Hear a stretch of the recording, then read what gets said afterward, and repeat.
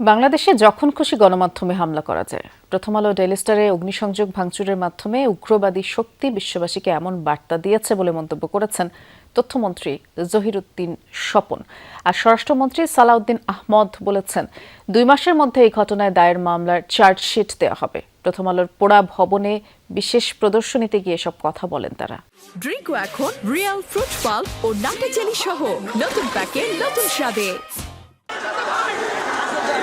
গত 18 ডিসেম্বর প্রথম আলো ও ডেইলি স্টারে হামলা ও অগ্নিসংযোগ করে দুর্বৃত্তরা। ক্ষতিগ্রস্ত হয় প্রথম আলো ও ডেইলি স্টার ভবন। হামলা ও ক্ষয়ক্ষতির ভয়াবহতা নিয়ে কারওয়ান বাজারে প্রথম আলোর পুড়িয়ে দেওয়া ভবনে বিশেষ প্রদর্শনীর আয়োজন করা হয়।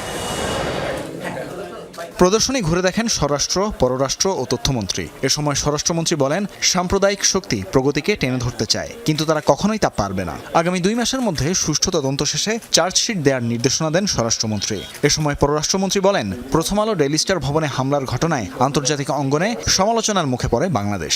তথ্যমন্ত্রী বলেন, সরকার গণমাধ্যমের স্বাধীনতায় বিশ্বাসী। তদন্তের দায়িত্ব আমরা নিতে পারি, বিচারের দায়িত্ব বিচার বিভাগের। সারা পৃথিবীর সামনে একটা মেসেজ গিয়েছে যে বাংলাদেশে যারা সাম্প্রদায়িক এবং উগ্রবাদী শক্তি তাদের একটা রমরমা ভাব ছিল, এই মেসেজটা সারা পৃথিবীতে গিয়েছে। স্থানীয় কূটনৈতিক মহলে এবং বিদেশে কথা শুনতে হয়েছে, আমাদের মাথা হেঁট হয়ে গেছে। একটা প্রতিজ্ঞা করতে পারে যে এই ধরনের ঘটনা আমাদের দেশে আর ঘটবে না। এই ঘটনা যখন ঘটেছে তখন কিন্তু জনগণের ম্যান্ডেট প্রাপ্ত কোনো সরকার ছিল না। জনগণের ম্যান্ডেট প্রাপ্ত সরকারের অধীনে বাংলাদেশ পরিচালিত হওয়ার পরিস্থিতি, দুই পরিস্থিতির মধ্যে একটা অনেক বড় পার্থক্য আছে। পরিষ্কারভাবে আমাদের সরকার বোঝে কোনো অপরাধ তামাদি হতে পারে না। ক্ষতিগ্রস্ত ভবন পরিদর্শনে গিয়ে এনসিপি নেতা সার্জিস আলম বলেন, ভিন্নমত প্রকাশের স্বাধীনতা গণতান্ত্রিক চর্চার অবিচ্ছেদ্য অংশ। জনগণই ঠিক করবে কে সঠিক আর কে ভুল। এই জায়গায় যেন কেউ এটাকে রাজনৈতিক উদ্দেশ্য প্রণোদিতভাবে ব্যবহার না করতে পারে, সেই বিষয়েও আমাদের সেটি আহ্বান থাকবে।